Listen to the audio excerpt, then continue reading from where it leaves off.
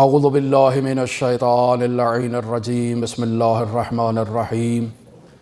الحمد للہ رب العالمین الصلاة والسلام علی اشرف الانبیاء والمرسلین وعلی آلہ الطیبین الطاہرین المعصومین الذین اذہب اللہ عنہم الرجس وطہرہم تطہیرا اللہم صل علی محمد وآل محمد اللہم اخرجنا من الظلمات الوہم واکرمنا بنور الفہم اللہم افتح علینا ابواب رحمتک وانشر علینا خزائن علومک برحمتک یا ارحم الراحمین اللہم وفقنا للعلم والعمل به۔ عزیزان محترم، اللہ سے محبت کے عنوان پر گفتگو ہماری آپ کے ساتھ جاری تھی اور بیان ہو رہا تھا کہ انسان اپنے وجود میں جس قدر اللہ سے محبت کو ایجاد کرے گا اسی مقدار میں انسان کے اعمال میں نکھار آئے گا اور انسان کے اعمال اس انسان کا عالم ملکوت سے رابطہ مضبوط کریں گے۔ لہٰذا اس انسان کا وظیفہ ہے اپنی معرفت میں اضافہ کرے، جس کے نتیجے میں اس کے وجود میں محبت میں اضافہ ہوگا اور اس محبت کے نتیجے میں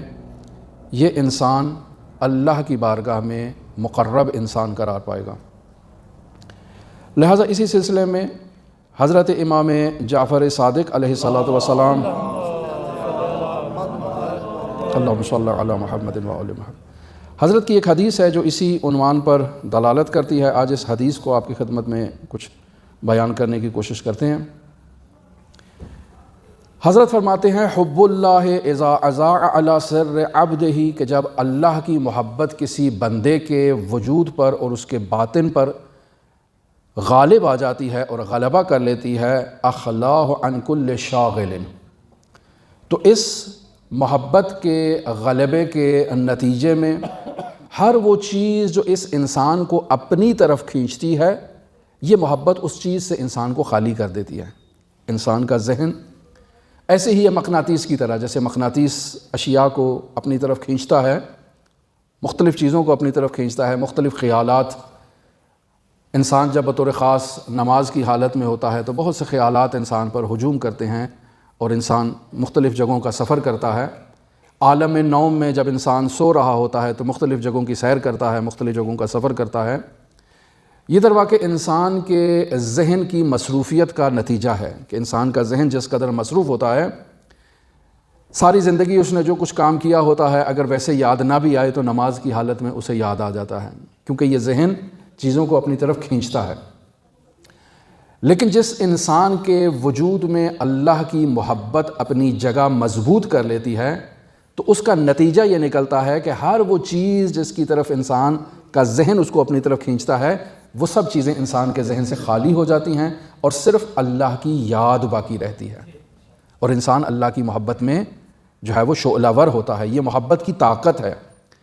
پھر حضرت فرماتے ہیں وَكُلُّ ذِكْرٍ سِوَى اللَّهِ ظُلْمًا، اللہ کے ذکر کے علاوہ ہر چیز اس انسان محب کو ظلمت اور تاریکی دکھائی دیتی ہے۔ پھر یہ کسی اور چیز کی طرف توجہ ہی نہیں کر پاتا، چونکہ تاریک ہے، ظلمت ہے۔ عین اسی طرح سے جیسے نہایت ہی تاریک رات میں اگر انسان بغیر کسی لائٹ کے، بغیر کسی چراغ کے باہر نکلتا ہے تو انسان کو کوئی چیز دکھائی نہیں دیتی ہے۔ اسی طرح اللہ سے محبت کرنے والے انسان کے وجود میں اللہ کی محبت کا ایک ایسا نور روشن ہوتا ہے کہ اللہ کا غیر اس انسان کے وجود میں سوائے ظلمت کے کوئی چیز نہیں ہے۔ لہٰذا اصلاً ظلمت کا تو تصور ہی پیدا نہیں ہوتا کہ یہ کسی ظلمت اور تاریکی کی طرف متوجہ ہو۔ ظلمت اور تاریکی خود گناہ ہے۔ اس انسان کے وجود میں اللہ کے غیر کی طرف توجہ کرنا، متوجہ ہونا ظلمت ہے اور تاریکی ہے۔ لہٰذا انسان جب اللہ سے محبت کرتا ہے تو اس محبت کے کمال کا لازمہ کیا ہے؟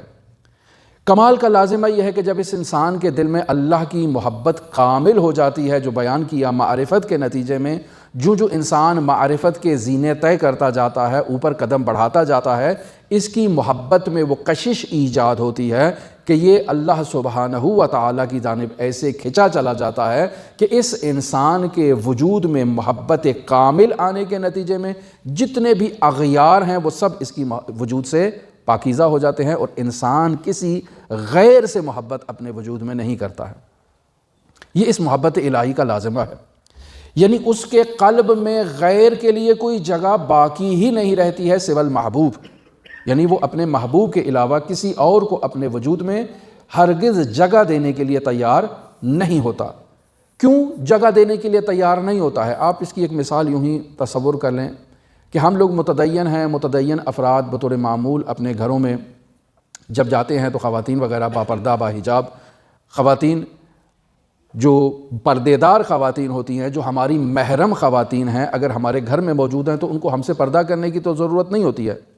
لیکن وہ خواتین جو ہمارے گھر میں باہر سے آئی ہوتی ہیں اور ہماری وہ نامحرم ہوتی ہیں، تو اگر وہ ہمارے گھر میں آئی ہیں تو انہیں پردہ کرنا ہوتا ہے، وہ ہم سے حجاب کی حالت میں، پردے کی حالت میں ہوتی ہیں، کیوں؟ چونکہ وہ ہم سے نامحرم ہیں، یا تو کسی کمرے میں چلی جائیں گی یا کسی ایسی جگہ پر جہاں پردہ ہوگا وہاں چلی جائیں گی، یا خود اپنے وجود پر ایک چادر اوڑھ لیں گی، نقاب لے لیں گی، خود کو پوشیدہ کر لیں گی، کیوں؟ چونکہ وہ نامحرم ہے، وہ ہمارے سامنے نہیں آ سکتی ہیں۔ عین اسی طرح سے جس شخص کے وجود میں اللہ کی محبت کی شمع روشن ہے، اس کے وجود میں اللہ کا نامحرم اس کے وجود میں پھر نہیں آتا ہے، اسے پردہ کرنے کی ضرورت ہوتی ہے۔ انسان اس سے پردہ کرتا ہے اور وہ انسان سے اوجھل ہوتا ہے۔ صرف اللہ کا محرم اس حرم میں داخل ہو سکتا ہے، جس سے انسان روبرو ہو سکتا ہے، جس سے انسان ملاقات کر سکتا ہے، جس سے انسان گفتگو کر سکتا ہے۔ صرف اللہ کے محرم کو اس حرم میں داخل ہونے کی اجازت ہے، غیر اللہ کو اس حرم میں داخل ہونے کی اجازت نہیں ہے۔ لہٰذا وہ مشہور و معروف حدیث کہ انسان کا قلب اللہ کا حرم ہے، اس حرم الہی میں غیر اللہ کو جگہ نہیں دینی چاہیے۔ غیر اللہ انواع و اقسام کے گناہ ہیں، انواع و اقسام کی معصیت ہے جو انسان کے وجود سے جاری ہو سکتی ہے، جس سے یہ انسان اجتناب کرتا ہے۔ انواع و اقسام کے وہ لوگ ہیں جو اس انسان کو اللہ سے دور کرتے ہیں، یہ انسان ان سے دوری اختیار کرتا ہے، ان کے قریب نہیں جاتا، ان کو اپنے قریب نہیں آنے دیتا، ان کی دوستیاں نہیں اپناتا ہے، ان کی محفلوں میں نہیں جاتا ہے، ان سے گفتگو نہیں کرتا ہے، ان سے بات نہیں کرتا ہے۔ کیوں؟ چونکہ وہ نامحرم ہیں، اور نامحرم الہی کی بارگاہ میں یہ انسان نہیں آتا ہے۔ لہٰذا انسان صرف محرم الہی کو تلاش کرتا ہے، جو اللہ کا رازدان ہے، جو اللہ کے اسرار کی حفاظت کر سکتا ہے، جو اللہ کی بارگاہ میں بیٹھ سکتا ہے، داخل ہو سکتا ہے۔ صرف ایسے ہی انسان سے یہ گفتگو کرتا ہے، بات کرتا ہے، ملاقات کرتا ہے۔ لہٰذا اگر کسی نے اس ایسے انسان سے جس کے دل میں اللہ کی محبت کی شمع روشن ہے، کوئی چاہتا ہے کہ اس انسان سے تعلق کو قائم کرے، دوستی بنائے، ملاقات کرے، گفتگو کرے، تو اسے خود اللہ کا محرم بننا ہوگا۔ اللہ کے ولی کے قریب ہونے کے لیے انسان کو اللہ کے قریب ہونا ہوگا تاکہ اس ولی کے قریب ہو سکے، وگرنہ یہ اللہ کے ولی کے قریب نہیں ہو سکتا ہے۔ لہٰذا وہ مشہور شعر جو میں پہلے بھی بیان کر چکا، فارسی کا شعر ہے، آن کس کے تورا شناخت این جان را چے کند، جو تجھے پہچان لے وہ اس جان کا کیا کرے گا؟ فرزند و عیال و خانمان را چے کند، وہ بیوی بچے گھر کا کیا کرے گا؟ پھر کہتا ہے کہ دیوانش کنی دو جہان بخشی، کہ اے میرے پروردگار تو اسے اپنا عاشق بنا کر، اپنا دیوانہ بنا کر یہ تمام دو جہان تو اس کو عطا کر دے، تو دیوانہ یہ تو دو جہان را چے کند، تیرا دیوانہ اس دو جہان کو کیا کرے گا؟ وہ دو جہان، وہ بیوی بچے جو اللہ کے غیر ہیں، جو اللہ کے نامحرم ہیں، جو اللہ کی بارگاہ میں قرب نہیں رکھتے ہیں، جو اللہ کی بارگاہ سے اس انسان کو دور کرنے کی کوشش میں ہے، یہ انسان ان سے دوری اختیار کرتا ہے۔ صرف اس حد تک یہ ان سے تعلقات میں رہتا ہے جس حد تک اسلام نے اس کو اجازت دی ہے۔ اور یہ قوانین ہیں اللہ کے محبت کے، کہ جو انسان اللہ سے محبت کرتا ہے وہ ان قوانین کی رعایت کرتا ہے تاکہ اللہ کی بارگاہ میں اسی انداز میں باقی رہ سکے۔ لہذا اس انسان کو اپنے وجود میں اللہ کی محبت کو زیادہ سے زیادہ اگر جگہ دینی ہے تو اس کو کوشش یہی کرنا ہے کہ اپنی معرفت میں اضافہ کرے، معرفت کے ساتھ ساتھ اس کے وجود میں اللہ کی محبت ایجاد ہوگی، جس محبت کے نتیجے میں یہ اللہ کی طرف متوجہ ہوگا۔ اس کا وظیفہ یہی ہے کہ اپنی اس توجہ کو برقرار رکھے، اپنی اس توجہ کی حفاظت کرے۔ جس قدر یہ اپنی توجہ کی حفاظت کرے گا، یہ تاریکی سے، ظلمت سے، گناہ سے، اغیار سے دوری اختیار کرے گا، خود بخود دوری اختیار کرے گا۔ کسی ایسی محفل میں جانے کا اس کا دل ہی نہیں کرے گا جس محفل میں اللہ کا ذکر نہیں ہے۔ یہ جو محفل اس انسان کو اللہ کے ذکر سے غافل کر دیتی ہے، یہ انسان اس محفل میں جانے کے لیے اصلاً تیار ہی نہیں ہوگا، اس کا دل ہی نہیں چاہے گا۔ کیوں؟ چونکہ اس کے وجود میں اللہ کی ایک ایسی کشش روشن ہے، ایک ایسی شمع روشن ہے کہ اگر وہ کسی غیر کی محفل میں جائے گا تو یہ شمع بجھنے کا خوف ہے۔ ایسے ہی جیسے ایک تیز آندھیوں میں جیسے وہ ایک لائٹ، ایک موم بتی یا ایسی کوئی چیز روشن ہو تو انسان اس کی حفاظت کرتا ہے، ایسی جگہوں پر جہاں ہوا کا زیادہ امکان ہے وہاں اس موم بتی کو لے کے نہیں جاتا کہ یہ بجھ جائے گی، اور اگر ہواؤں کا جو جھرمٹ ہے اس موم بتی کی طرف آتا ہے تو انسان اس کے اوپر ہاتھ رکھ لیتا ہے یا اس کے اوپر شیشے کا ایک جار لگا دیتا ہے تاکہ ہوا کی شدت سے وہ موم بتی بجھ نہ سکے۔ عین اسی طرح سے جس انسان کے وجود میں اللہ کی محبت کی شمع روشن ہے، وہ اس محبت کی شمع کی حفاظت کرتا ہے، وہ ہرگز اجازت نہیں دیتا کہ کوئی ایسی آندھی، کوئی ایسا طوفان چلے جو اس انسان کے وجود سے اس محبت کو ختم کر دے، لہٰذا یہ انسان اس کی حفاظت کرتا ہے۔ اب جب انسان اس کی حفاظت کرتا ہے تو ایسے انسان کے وجود میں اللہ کی محبت کا حقیقی نور روشن ہوتا ہے، اور اسی حقیقی نور کی روشن میں یہ اللہ کا ذکر کرتا ہے، اللہ کی طرف متوجہ ہوتا ہے، اللہ کی یاد میں ہمیشہ یہ انسان اپنے وجود کو روشن رکھتا ہے، اس سے غافل نہیں ہوتا۔ جیسے میں نے وہ حضرت ابراہیم کی مثال دی کہ جب وہ اللہ کے حکم پر اپنی سرزمین کو چھوڑ کر اپنے تمام ان مویشیوں کے ساتھ جب وہ ہجرت کر رہے تھے تو اللہ نے حضرت جبرائیل کو کہا کہ آواز لگاؤ، تو جبرائیل نے آواز لگائی سبوح قدوس،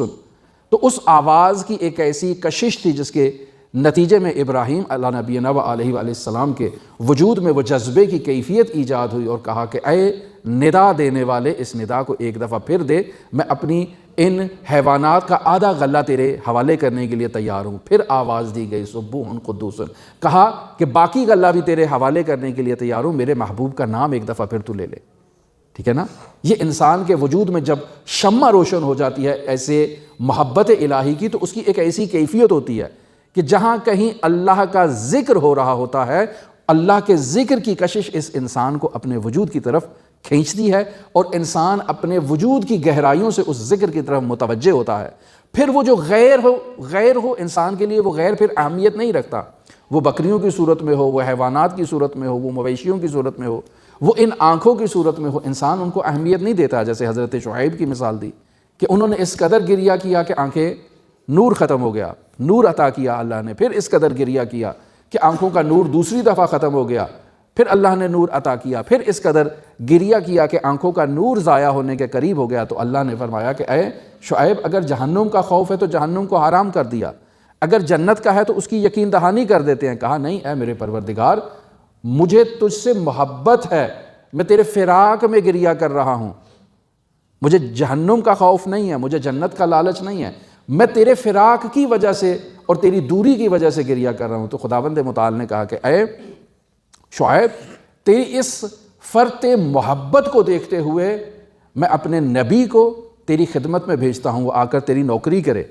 تیرے کنویں کا پانی بھرے، تیری خدمت کرے۔ اور حضرت موسیٰ علیہ نبینا و علیہ السلام 8 سال یا 11 سال باقاعدہ خدمت کرتے رہے۔ کیوں؟ چونکہ اللہ کے ایک ایسے عاشق کی خدمت کرنے کا انہیں اللہ کی جانب سے حکم ہوا ہے۔ تو انسان جب اللہ کی محبت میں اس قدر بےتاب ہوتا ہے تو اس کے وجود میں یہ اللہ کی محبت کا حقیقی نور جو ہے وہ ہر وقت روشن رہتا ہے، اور انسان اسی محبت کے نتیجے میں غیر سے اپنا منہ موڑ لیتا ہے، وہ غیر جو انسان کی توجہ کو اللہ سے منحرف کرنے کی کوشش کرتا ہے، جو انسان کی توجہ کو اللہ سے دور کرنا چاہتا ہے، ہٹا دینا چاہتا ہے۔ اگر زوجہ کہہ رہی ہے کہ بالفرض آئیں چلیں کہیں موسیقی کی محفل میں چلتے ہیں، تو یہ کہے گا نہیں وہ حرام ہے، میں ہرگز وہاں پر نہیں جاؤں گا۔ یا اگر برعکس زوجہ کو شوہر کہتا ہے کہ اللہ کی نافرمانی کرتے ہیں، فلاں جگہ پر رقص و سرور کی محفل ہے، کوئی ڈانس پارٹی ہے، وہاں پر چلیں گے، تو زوجہ کہتی ہے نہیں، اللہ کی نافرمانی میں تیری نامحرم ہوں، میں اس میں تیری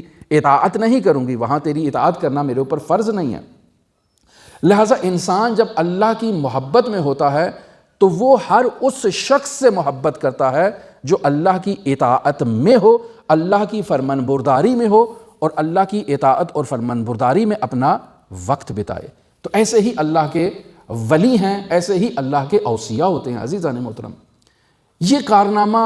اللہ کی محبت کو انسان کے دلوں میں انڈیل دینے کا جو کارنامہ ہے وہ ایک اللہ کا ولی انجام دے سکتا ہے۔ کسی پر نظر کرنا، کسی کی طرف دیکھنا کہ انسان کی دید سے اس دوسرے انسان کے وجود میں اللہ کی محبت کی شمع روشن ہو جائے، یہ اللہ کے ولی کا کام ہے۔ اور وہ انسان جو اللہ کا ایسا پاورفل ولی ہو کہ جو تمام انسانوں کے دلوں میں اللہ کی محبت کی شمع کو روشن کر دے، اس پاورفل ولی کو امام خمینی کہتے ہیں۔ دیکھیں، انقلاب اسلامی کو معمولی چیز نہیں تھی عزیزان محترم۔ کیسے تمام ایرانی قوم کے دلوں میں اللہ کی محبت کو امام خمینی نے ایسے انڈیل دیا کہ جو کام بڑے بڑے فقہا اپنے فتووں سے، اپنی ریاضتوں سے، اپنی تعلیم سے، اپنے درسوں سے انجام نہیں دے سکے۔ ایک نوجوان 15 سال کا، 16 سال کا حرم امام رضا علیہ السلام میں زیارت کے لیے آتا ہے۔ اتفاق سے وہاں آیت اللہ مجتہدی تہرانی بھی زیارت کرنے کے لیے آئے ہوتے ہیں، ان سے ملاقات کرتا ہے، اوائل انقلاب کی بات ہے۔ سوال کرتا ہے، سوال کی طرف توجہ فرمائیں، کہتا ہے کہ اگر کپڑے پہ داغ لگ جائے تو اس داغ کو مٹانے کے لیے پاؤڈر موجود ہے، اگر لوہے کو زنگ لگ جائے تو اس زنگ کو برطرف کرنے کے لیے بھی چیز موجود ہے۔ مجھے آپ سے یہ سوال کرنا ہے کہ میرے دل کو زنگ لگ گیا ہے، میں اس کو کیسے دور کروں؟ انسان کے دل میں بھی زنگ لگ جاتا ہے گناہ کی وجہ سے، گناہ کی آلودگی کی وجہ سے۔ تو آیت اللہ مجتہدی تہرانی کہتے ہیں کہ یہ وہ انقلاب ہے جو امام خمینی نے جوانوں کے ساتھ کیا۔ ایسا انقلاب کہ جوان اسلام کی راہ پر قربان ہو رہے ہیں، اپنے وصیت نامے پر لکھ رہے ہیں کہ میں دین پر قربان ہو رہا ہوں، میرے بعد جس کو کوئی بھی حاجت ہو میری قبر پر آئے، میں اس کی حاجت روائی کروں گا۔ اور آج بھی آپ جا کر دیکھیں تہران میں ایسے شہداء کے مزار موجود ہیں کہ لوگ وہاں اپنی حاجت روائی کے لیے جاتے ہیں، کیونکہ ان کی وصیت ہے جو بھی میری قبر پر آئے گا میں اس کی حاجت روائی کروں گا، اور لوگ وہاں سے مرادیں لے کر جاتے ہیں۔ یہ وہ انقلاب ہے جو امام خمینی رحمۃ اللہ علیہ نے جوانوں کے ساتھ انجام دیا، اور اسی انقلاب کے ایک سپوت اور ایک فرزند آیت اللہ سید علی خامنئی تھے کہ جن کی شہادت ہو گئی، اور شہادت پر افتخار 86 سال کی زندگی کی، نہایت بابرکت زندگی کی ہے آیت اللہ خامنئی نے۔ اگر ان کی زندگی کو آپ دیکھیں عزیزان محترم، واقعاً انسان ورطہ حیرت میں مبتلا ہو جاتا ہے کہ یہ جو کام وہ اپنی زندگی میں انجام دے رہے تھے یہ کسی انسان کے کام نہیں تھے۔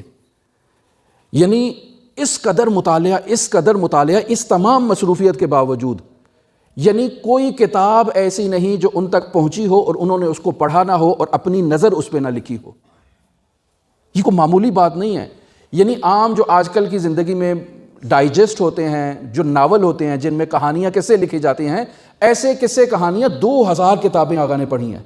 2000 کتابیں، اور سب پہ اپنی نظر لکھی ہے۔ اور پھر اس کے علاوہ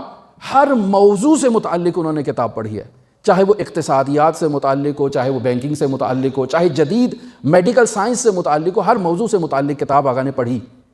اور باقاعدہ اس میں ان کی اپنی نظر تھی ان موضوعات سے متعلق۔ جب یہ افراد آتے ہیں، مثلا وہ آغا حداد عادل کہتے ہیں کہ میں نے ان کو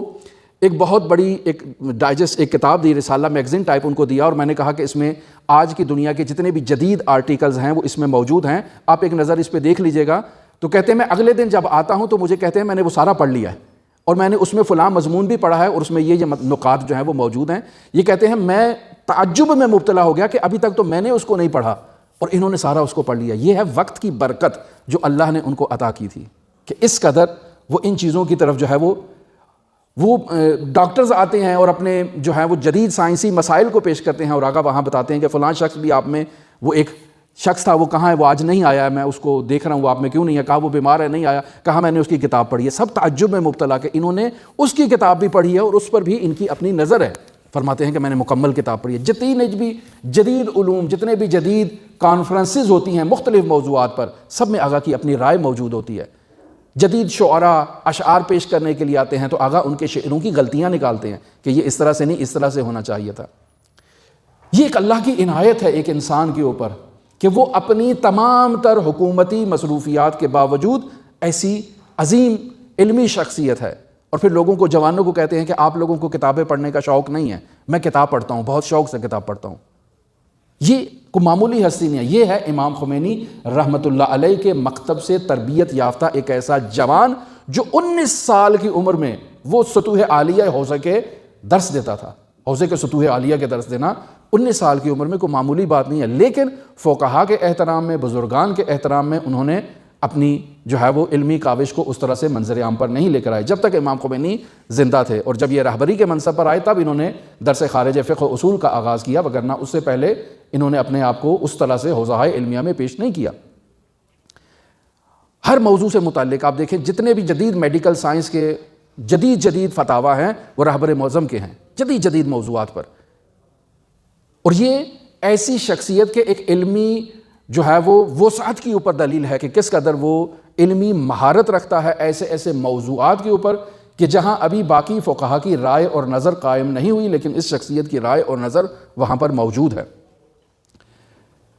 یہاں ایک اہم مسئلہ آپ کی خدمت میں بیان کرتا چلوں کہ جب ایسی شخصیت ہمارے درمیان سے چلی گئی تو ہمارا کیا وظیفہ ہے؟ دیکھیں عزیزان محترم، ایک وظیفہ فقہی ہے کہ انسان جو ان کی تقلید میں افراد ہیں وہ زندہ مجتہد کی طرف رجوع کریں، اور ان کا وظیفہ ہے چونکہ مجتہد کے چلے جانے کے بعد انسان کا وظیفہ ہے نئے مجتہد کی طرف رجوع کرے اور اس کے اپنے اسی مسئلے کے بارے میں سوال کرے۔ حضرت آیت اللہ سیستانی کا فتویٰ موجود ہے کہ اگر وہ شخص جو اس دنیا سے چلا گیا ہے وہ ابھی بھی اسی طرح سے حکم رکھتا ہے جیسے ابھی وہ دنیا میں موجود ہے، اگر وہ دنیا میں موجود تھا اور زندہ مجتہد سے عالم ہے تو آپ کو اس کی تقلید پر باقی رہنا ہے اور اس کی تقلید پر باقی رہیں، لیکن اگر وہ زندہ مجتہد عالم ہے اس فوت شدہ سے تو آپ کو زندہ کی طرف رجوع کرنا ہے، لیکن اگر آپ اس میت مجتہد کے اوپر تقلید کے اوپر باقی ہیں تو جو مسائل آپ کو جدید پیش آتے ہیں اس میں آپ نئے مجتہد کی طرف رجوع کریں گے۔ بس آیت اللہ خامنئی کے مقلدین ان کے فتویٰ پر باقی رہ سکتے ہیں، اس مسئلے میں آیت اللہ سیستانی کی تقلید کر لیں یا عین اسی مسئلے میں آیت اللہ مکارم شیرازی کی تقلید کر لیں، ان کا بھی سیم فتویٰ ہے۔ لہٰذا ایک تو ہمارا وظیفہ یہ ہے کہ مجتہد کے انتقال کے بعد ہمارا کیا وظیفہ بنتا ہے، ہمارا وظیفہ یہی ہے کہ ہم اس طرح سے پیروی کریں۔ دوسرا وظیفہ کہ ہمیں کیا کرنا چاہیے، میں نے کل آپ کی خدمت میں 3 عدد گراں قدر فقہا کی جو تعزیتی پیغام ہے اس میں بیان کیا کہ یہ فقہا بیان کر رہے ہیں اپنی صفوں میں اتحاد بہت ضروری ہے، اور اتحاد ایک نقطے پہ ہونا چاہیے، اور وہ نقطہ ولایت امیر المؤمنین ہے کہ انسان حضرات ائمہ معصومین کی ولایت پر اتحاد کرتا ہے، تمام مؤمنین کا آپس میں اتحاد ہو، اور پھر تمام مؤمنین کسی ایک ایسے فقیہ، کسی ایک ایسے لیڈر، کسی ایک ایسے قائد پر متفق ہوں اور اس کی بات پر عمل کریں اور اس کو فالو کریں۔ اس سے 1 انچ آگے بڑھنا بھی انحراف ہے، 1 پنچ پیچھے ہٹنا بھی انحراف ہے، اس کے ساتھ ساتھ رہنا یہی ولایت کا لازمہ ہے اور یہی ہمارا وظیفہ ہے۔ ایران میں 40 دن کا سوگ کا اعلان کیا گیا، قائد محترم نے 40 دن کے سوگ کا اعلان کیا، ہمارا وظیفہ 40 دن سوگوار رہنا ہے، اپنی عقل کو جو ہے وہ ہرگز اپنے جذبات، اپنے احساسات کے نیچے مغلوب نہیں ہونے دینا ہے، ہمیشہ عقل کو غالب رکھنا ہے، یہ ہمارا وظیفہ ہے اور اسی وظیفے پر ہم نے عمل کرنا ہے۔ میں کچھ اور موضوعات بھی لے کے آیا تھا، نہیں معلوم کتنا وقت ہے۔ فقہا کے اسی پیغام کی 4 منٹ ہے، فقہا کے اسی پیغام کی روشنی میں آپ دیکھیں ایران میں جو بھی اختلافات تھے وہ سب اختلافات اب ختم ہو چکے، تمام ایک پیج پر آ چکے ہیں۔ لہٰذا آیت اللہ مرحوم امام خمینی رحمۃ اللہ علیہ کے پوتے جو کبھی ٹی وی پر جنہیں نہیں آنے دیا گیا وہ بھی ٹی وی پر آئے ہیں اور انہوں نے آ کر امت کو اتحاد کی دعوت دی ہے۔ آیت اللہ سید محمد خاتمی انہوں نے عوام کو اتحاد کی دعوت دیا جو ایران کے 8 سالہ صدر رہے، حسن روحانی جو 8 سالہ صدر رہے انہوں نے عوام کو اتحاد کی دعوت دیا، حتیٰ کہ یہ حسن خمینی نے کہا ہے کہ مثلاً خمینی کے جو مرحوم شہید بہشتی سے نقل کرتے ہیں کہ شہید بہشتی کہتے تھے کہ خمینی کے مقلدین کا انجام شہادت کے سوا کچھ نہیں ہے، لہٰذا جتنے بھی مکتب خمینی کے پیروکار ہیں ان سب کا وظیفہ یہ ہے کہ وہ سڑکوں پر موجود ہوں، مساجد سے اپنا رابطہ رکھیں اور مساجد کے اندر اور سڑکوں کے اندر جو ہے، البتہ یہ ایران کے لیے ہے ہمارے لیے نہیں ہے، وہ موجود ہوں اور اس حکومت کا، اس انقلاب کا جو ہے وہ دفاع کریں، یہ انہوں نے کہا۔ پھر انہوں نے کہا 40 دن تک سیاہ لباس پہن کر مسجدوں میں موجود ہونا یہ خمینی کے پیروکاروں کے لیے واجب ہے، یعنی انہوں نے فتویٰ دیا ہے باقاعدہ۔ اور پھر وہ کہتے ہیں کہ یہ ہماری سافٹ پاور ہے اس انقلاب کی حفاظت کے لیے، اس اسلام کی حفاظت کے لیے، اور ہمیں اسی انداز میں خود کی حفاظت کرنا ہے اور اس انقلاب کو محفوظ رکھنا ہے۔ جو آپس کے اختلافات ہیں وہ اختلافات اس وقت کرنے کا وقت نہیں ہے۔ ہمیں بھی یہی تاکید کی ہے تمام فقہا نے کہ ہمیں بھی اپنی صفوں میں اتحاد رکھنا ہے، اپنے قائد، اپنے لیڈر، اپنے رہبر کی اطاعت کرنا ہے، فقہا کی اطاعت کرنا ہے۔ ایسے حساس مواقع میں بہت سے ایسے افراد بیچ میں داخل ہو جاتے ہیں جو انسان کے ذہنوں کو جو ہے وہ ایک منفی سائڈ پر لے جانے کی کوشش کرتے ہیں، گمراہ کرنے کی کوشش کرتے ہیں۔ ہرگز ایسے افراد کی اطاعت نہیں کرنا، ان کے پیچھے نہیں چلنا ہے، اپنے کنٹرول کو خود اپنے ہاتھ میں رکھنا ہے، اور اس کنٹرول کو سنبھالنے کے لیے انسان کے پاس جو بنیادی طاقت موجود ہے وہ حضرت سید الشہداء علیہ الاف التحیۃ و ثناء کا غم ہے، کہ انسان حضرت سید الشہداء کے غم کے ساتھ جو ہے وہ خود کو مضبوط کر سکتا ہے، اپنی صفوں میں تزلزل نہیں آنے دے سکتا، انحراف کا شکار نہیں ہو سکتا ہے۔ لہٰذا انسان کو انہی اخلاق الہی کے ساتھ جو ہے وہ میدان میں رہنا ہے، اپنی معلومات میں اضافہ کرنا ہے، اور انہی معلومات میں اضافے کے ساتھ انسان نے اپنے وجود میں اللہ کی محبت میں اضافہ کرنا ہے، اور اسی طرح سے انسان کا وظیفہ یہ ہے کہ وہ صراط مستقیم پر ڈٹا رہے۔ اب اگر انسان کی موت ہو جاتی ہے تو اس میں کوئی حرج نہیں ہے۔ امام خمینی رحمۃ اللہ علیہ فرماتے تھے کہ اوائل انقلاب میں لوگ ہمیں کہتے تھے کہ اگر یہ سب مولویوں کو قتل کر دیں تو آپ کیا کریں گے؟ تمام ایرانی عوام کو قتل کر دیا جائے تو آپ کیا کریں گے؟ فرمایا اگر تمام کو بھی قتل کر دیا جائے تو ہم تو پھر بھی جنت میں ہیں، ہمارا تو نظریہ یہی ہے کہ انسان نے جنت میں جانا ہے، تو اگر تمام مولویوں کو، تمام لوگوں کو مار دیا جائے تب بھی یہ انسان جنت میں ہے، اور اگر یہ کسی کو مارتے ہیں تو اللہ کے ایک دشمن کا انہوں نے صفحہ ہستی سے خاتمہ کیا ہے۔ پس انقلاب اسلامی، یہ تمام افراد جو اس وقت جہاد کر رہے ہیں، شہادتیں دے رہے ہیں، یہ اللہ کی بارگاہ میں سرخرو ہیں، اور ہمیں ان کی سربلندی کے لیے دعا کرنا ہے۔ لہٰذا دعا گو ہیں خداوند متعال ان تمام شہداء کو جوار رحمت میں جگہ عطا فرمائے، ان کے درجات کو عالی و متعالی قرار دے، اور تمام وہ افراد جو زخمی ہیں خدا ان کو شفائے کامل عاجل کلی عطا فرمائے، اور اسی طرح سے ملت ایران کو متحد و مضبوط رہنے کی توفیق عطا فرمائے، اور کامیابی اور سربلندی عطا فرمائے۔ اللہم صلی علی محمد و علی محمد وعجل فرجہم۔